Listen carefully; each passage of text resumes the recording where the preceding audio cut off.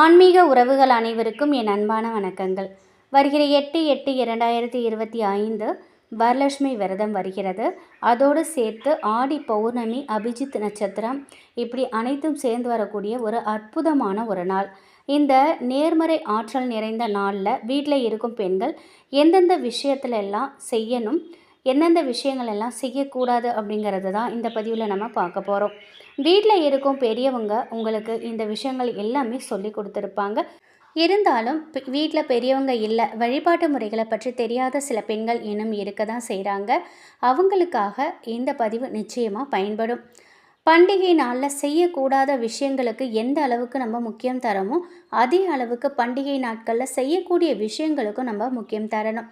முதல்ல என்னென்ன விஷயங்கள் எல்லாம் நம்ம வரலட்சுமி விரத நாளில் செய்யணும் அப்படிங்கிறத பார்த்துடலாம்.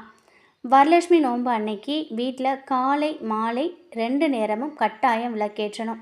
வீட்டில் இருக்கும் பெண்கள் நெற்றியில் குங்குமம் போட்டு கண்டிப்பாக வச்சுருக்கணும். அதுவும் திருமணமான பெண்கள் வகுடில் குங்குமம் போட்டு தலையில் பூ வச்சு இருக்கணும். வீட்டு பக்கத்தில் இருக்கும் ஏதாவது அம்மன் கோவிலுக்கு கணவன் மனைவி ஒன்றாக சேர்ந்து 2 பேரும் சந்தோஷமாக வாழணும் அப்படின்னு பிரார்த்தனை பண்ணிக்கோங்க. அம்மா கோவிலில் கொடுக்கும் திலகத்தை கோவில்லையே அமர்ந்து கணவன் மனைவியோட நெற்றிக்கும் திருமாங்கல்யத்திற்கும் இடுவது ரொம்ப ரொம்ப நல்லது. உங்களுடைய வீட்டில் இந்த வரலட்சுமி வழிபாடு செய்யலை அப்படின்னாலும் இந்த வழிபாட்டு மட்டுமாவது கண்டிப்பாக செய்யுங்க. உங்களால் இயன்ற மங்கள பொருட்களை வாங்கி ஒரே ஒரு பெண்ணுக்காவது தானம் கொடுக்கலாம். மங்கள பொருட்கள் அப்படின்னு பார்த்தீங்கன்னா மஞ்சள், குங்குமம், வெற்றிலைப்பாக்கு, வாழைப்பழம், கண்ணாடி வளை, இப்படி ஏதாவது ஒரு பொருளை வாங்கி தானம் செய்வது சிறப்பு. இது நம்ம வீட்டில் சுபகாரிய தடைகளை நீக்கும். உங்கள் வீட்டில் வரலட்சுமி வழிபாடு செய்யும் பழக்கமே இல்லைனாலும் சரிங்க, பூஜாரியில் விளக்கேற்றி மகாலட்சுமி தாயாருக்கு ஏதாவது ஒரு நைவேத்தியம் வைத்து தீபதூபம் காட்டுவது நல்லது. வரலட்சுமி விரதத்தன்னைக்கு செய்யக்கூடாது என்னென்ன அப்படிங்கிறத பார்த்துடலாம். வரலட்சுமி விரதத்தன்று வீட்டை மாப்பு போட்டோ அல்லது கழுவி துடைக்கவோ கூடாது. ஒட்டடை அடிக்கக்கூடாது. பூஜை அறையை சுத்தமே செய்யக்கூடாது. முதல் நாளே இந்த வேலைகளை எல்லாம் முடிச்சு வச்சுருங்க. வீட்டு பெண்கள் மாதவிலக்கு ஆகிட்டீங்க அப்படின்னாக்கா கணவரையோ இல்லைன்னா வேறு யாரையாவது ஒருத்தவங்களை வீட்டு பூஜை அறையில் தீபம் ஏற்றி சொல்லுங்கள். உங்களுடைய வீட்டில் விளக்கேற்றாமல் அன்றைய நாளில் நிச்சயம் இருக்கக்கூடாது. பூஜையை முடிச்சுட்டு கோவிலுக்கு போயிட்டு வந்து கூட வரலட்சுமி நோன்பு நாளில் அசைவம் சாப்பிடலாம் அப்படின்னு நினைக்கவே கூடாது. அந்த நாளில் அசைவம் சாப்பிடவே கூடாது. அதே போல் அந்த நாளில் யார்கிட்டையும் கை நீட்டி கடன் வாங்கக்கூடாது, கடன் கொடுக்கவும் கூடாது. ரொம்ப ரொம்ப அவசரம், மருத்துவ செலவு இல்லை வேறு ஏதாவது ஒரு அவசர பிரச்சனையாக இருந்தால் மட்டும் நீங்கள் வாங்கிக்கலாம். அதே போல் வீட்டில் இருக்கும் நகைகளை கொண்டு அந்த நாளில் அடகு வைக்கக்கூடாது. தங்க நகைகளை யாருக்கும் இரவலாகவும் கொடுக்கக்கூடாது. வெள்ளிக்கிழமை அன்று வரலட்சுமி நோன்பு அன்று வீட்டிற்கு வரும் சுமங்கலி பெண்களை வெறும் கையோடு அனுப்பக்கூடாது. உங்களால் முடிந்த மங்கள பொருட்களை அவங்க கையில் கொடுத்து அனுப்பணும். அதே போல் வீட்டிற்கு வந்த சுமங்கலி பெண்கள் வீட்டிலிருந்து எதுவும் சாப்பிடாமல் வெளியில் அனுப்பக்கூடாது. இல்லைன்னா ஒரே ஒரு டம்ளர் தண்ணீராவது நீங்கள் கொடுத்து தான் அனுப்பணும். ஒரு டம்ளர் தண்ணீர் கொடுத்தாலே போதுமானது. நிச்சயமாக வீட்டிற்கு வரும் சுமங்கலிக்கு ஒரு டம்ளர் தண்ணீர் கொடுத்து அனுப்புங்க. அது உங்கள் வாழ்க்கையில் மிகப்பெரிய அளவில் நல்ல நிறைய நன்மைகளை உங்களுக்கு கொடுக்கும். தண்ணீர் கொடுத்துட்டு அவங்க போகும்பொழுது அவங்களுக்கு குங்குமம் நெற்றியில் இட்டுக்கொள்ளும்படி கொடுங்க.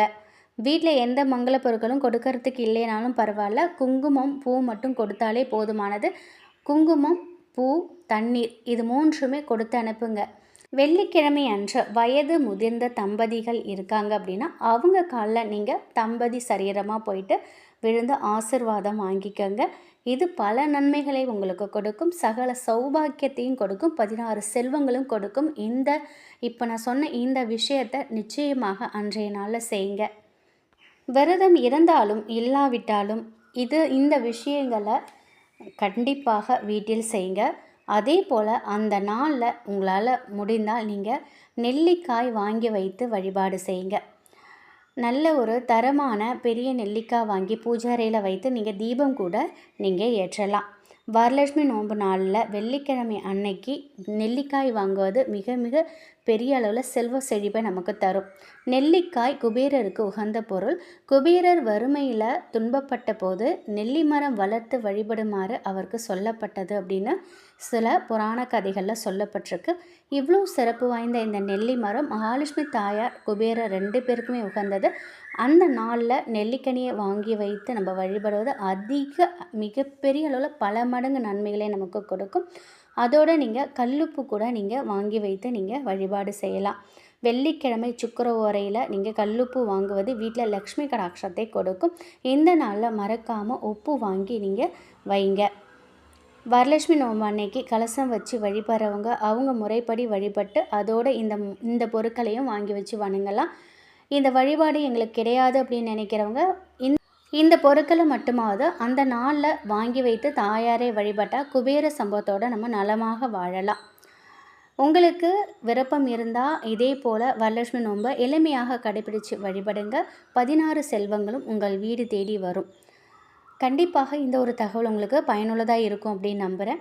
வரலட்சுமி நோன்பு பற்றின வீடியோ, தேதி, நேரம், அம்மனை அழைக்கும் நேரம், புனர் பூஜை செய்யும் நேரம், வெள்ளிக்கிழமை அன்று அம்பாளை பூஜை செய்யும் நேரத்தை பற்றியும், அது மட்டும் இல்லாமல் அபிஜித் நட்சத்திர நேரத்தை பற்றியும் வீடியோ போட்டிருக்கேங்க.